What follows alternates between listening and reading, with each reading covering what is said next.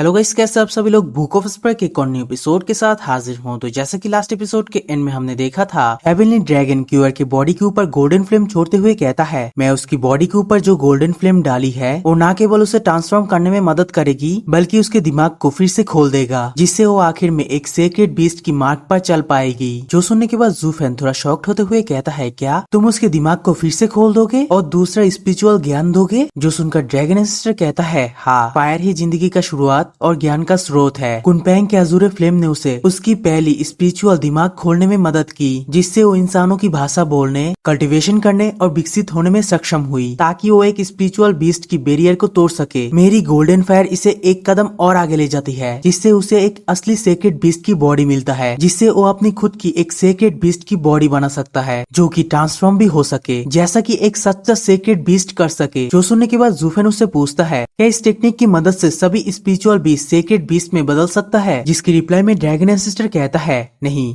ये असंभव है। अगर ऐसा होता तो इस दुनिया में अफरा तफरी मच जाता। बच्चे, तुम्हें ये याद रखना चाहिए, इस दुनिया के अंदर ताकतवर और एक्सपर्ट लोग बहुत ही ज्यादा कम है। अगर ज्यादा होते तो कब का ये दुनिया केओस में चला जाता। यहाँ पर तुम्हारी लड़की अलग है, क्योंकि ये बिल्कुल हमारी तरह ही है। जैसे हम इस ब्रह्मांड के सबसे ताकतवर चीज से बने हैं, बिल्कुल वैसे ही इसके जन्म जो पर्पल लाइटनिंग से हुआ था, वो हमारी ताकत से कम शक्तिशाली नहीं है। वो भी इस दुनिया के सबसे ताकतवर चीज से पैदा हुआ है, जिसका बेस पर्पल लाइटनिंग है। इसलिए हम दोनों सेक्रेड बीस्ट की फायर उसके बॉडी के साथ जुड़ पाया है, जिससे वो अपनी चेतना और अपने दिमाग को पूरी तरह खोल पाएगी। लेकिन अगर वो कोई आम स्पिरिचुअल बीस्ट होता तो वो सिर्फ अपने अंदर एक ही फायर रख पाती, क्योंकि दोनों फायर इस्तेमाल करने से ये अंदर ही अंदर टकराकर खुद ही डिस्ट्रॉय हो जाता, जिससे अब तक वो जिंदा भी नहीं रह पाता। तो उसके बाद सुनने के बाद ज़ूफेन अपने मन के अंदर सोचने लगता है वो 3 सिर वाला अजीब सा कौवा कुनपैंग का खास साथी था, तभी तो उसे कुनपैंग की ब्लू फ्लेम विरासत में मिली है। लेकिन अफसोस, वो कभी भी सेक्रेड बीस्ट में नहीं बदल सकता। ऐसा इसलिए क्योंकि उसकी बॉडी के अंदर कोई मूल शक्ति नहीं है जो उसे एक सेक्रेड बीस्ट बनाए, जिस तरह पांचों सेक्रेड बीस्ट के अंदर है। लेकिन तभी ज़ूफेन किसी चीज के बारे में सोचकर बहुत ही ज्यादा शॉक्ड हो जाता है और फिर अपनी तरफ इशारा करते हुए ड्रैगन एंसेस्टर से कहता है, जहाँ तक मेरी बात है, मेरे पास अब सिर्फ 2 तरह के फायर नहीं है जो तुम लोगों के पास है। जो सुनकर ड्रैगन एंसेस्टर कहता है, तुम 9 सेंचुरीज के दौरान बनाए गए एक विचित्र प्राणी हो, मुझसे दूर हटो। तुम क्या चीज हो वो तो तुम खुद भी नहीं कह सकते, तो मैं कैसे कह पाऊंगा? जिसके बाद वो अपने मन के अंदर सोचने लगता है, इस बच्चे की इतनी अनोखी बनावट को देखकर तो मुझे भी ईर्ष्या हो रहा है। तभी वहाँ पर गोल्डन फ्लेम की एक बहुत ही बड़ी विस्फोट होता है, जिसे देखकर ज़ूफेन क्यूअर की तरफ देखने लगता है। वहाँ पर क्यूअर की बॉडी के अंदर से एक जबरदस्त गोल्डन फायर की एनर्जी रिलीज होने लगता है, जिससे एक बहुत ही बड़ा भवंडर बन जाता है और उस भवंडर के बीच क्यूअर दोनों फ्लेम को एक साथ मिक्स करने लगता है, जिसे देखकर तो ज़ूफेन भी काफी ज्यादा शॉक्ड हो जाता है। दूसरी ओर ड्रैगन एंसेस्टर सिर्फ क्यूअर की तरफ ही देखने लगता है। तभी वहाँ पर जैसे ही दोनों फ्लेम आपस में मिक्स्ड होता है, वहाँ पर एक बहुत ही जबरदस्त ब्लास्ट होता है, जिसे ज़ूफेन भी बहुत ही हैरानी से देखने लगता है, क्योंकि वहाँ पर क्यूअर खुद को एक ह्यूमन बॉडी में ट्रांसफॉर्म कर लेता है। दोनों फ्लेम को आपस में मिक्स करने से वो अपनी खुद की ह्यूमन बॉडी बना पाई। तो वहाँ पर हमें एक छोटे लड़की को दिखाया जाता है, जिसे देखकर ज़ूफेन भी थोड़ा बहुत शॉक्ड हो जाता है। दूसरी तरफ ड्रैगन एंसेस्टर बहुत ही ज्यादा शॉक्ड होते हुए कहता है,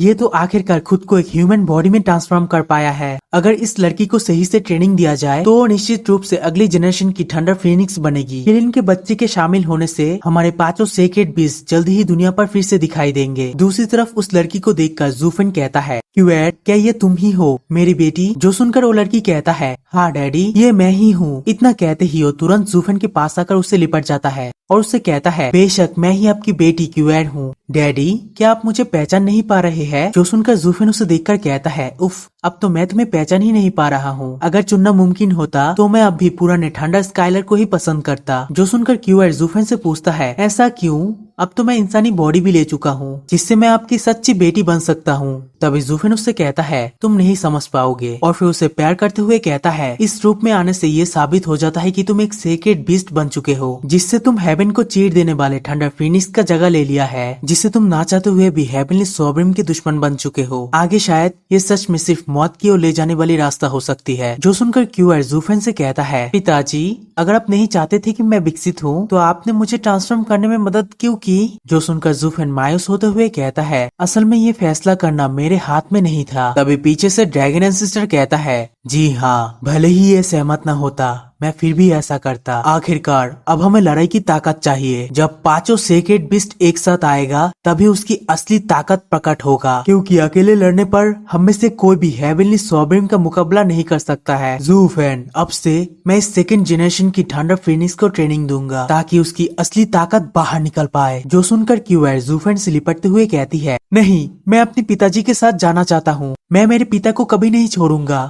जो सुनकर ड्रैगन एंसेस्टर कहता है नहीं, भले ही ये लड़का बहुत ही ज्यादा जीनियस हो फिर भी वो सिर्फ एक इंसान है। उसने पहले कभी भी असली थंडर फिनिक्स को नहीं देखा है और ये लड़का उसकी असली ताकत और विशेष क्षमताओं के बारे में कुछ भी नहीं जानता। भले ही अब तुम्हारे दिमाग पूरी तरह से खुल चुका है जिससे तुम अपनी समझ से पर्पल लाइटनिंग का इस्तेमाल कर सकते हो और इसकी विधि को अच्छी तरह से समझ सकते हो, फिर भी इसकी प्रगति बहुत धीमी होगी। तुम केवल मेरे मार्गदर्शन से ही थंडर फिनिक्स की डिवाइन स्किल को जल्द से जल्द हासिल कर सकते हो। फिर बाद में तुम अपने पिता के साथ इस रोमांचक सफर में जा सकते हो, लेकिन अभी के लिए मुझे तुम्हें मार्गदर्शन करना होगा ताकि तुम अपने रास्ते से भटक न जाओ। जो सुनकर जूफेन भी उसकी बात में सहमति करते हुए कहता है ये बिल्कुल सही कह रहा है, जबकि तुम इस भवंडर के अंदर फंसने के लिए ही बने हो, इसलिए सबसे अच्छा तरीका है जल्द से जल्द अपनी ताकत बढ़ाना। क्यूआर, मैं तुम्हें कुछ भी नहीं सिखा सकता हूँ, इस ड्रैगन एंसेस्टर के मार्गदर्शन का अनुसरण करना ही तुम्हारे लिए सबसे ज्यादा बेहतर होगी। और फिर जूफेन उससे दूर हटते हुए कहता है ड्रैगन एंसेस्टर, यहाँ के बैरियर खोलो और मुझे बाहर निकलने दो। जबकि क्यूआर पीछे से कहता है पिताजी, आप ऐसा नहीं कर सकते हैं।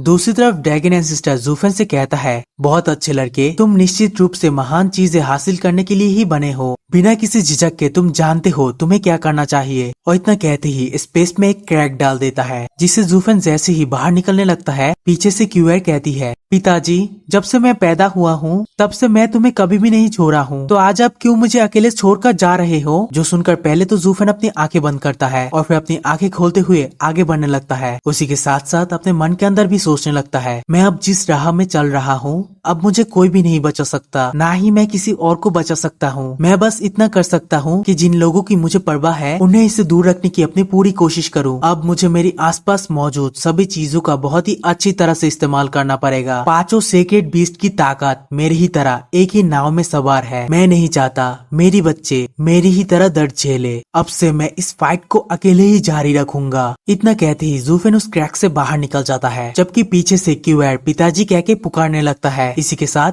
वो डायमेंशनल क्रैक भी बंद होने लगता है, जिससे जूफेन और क्यूआर पूरी तरह अलग हो जाता है। इसी के साथ ये वाला वीडियो यहीं पर एंड करूंगा। Good bye.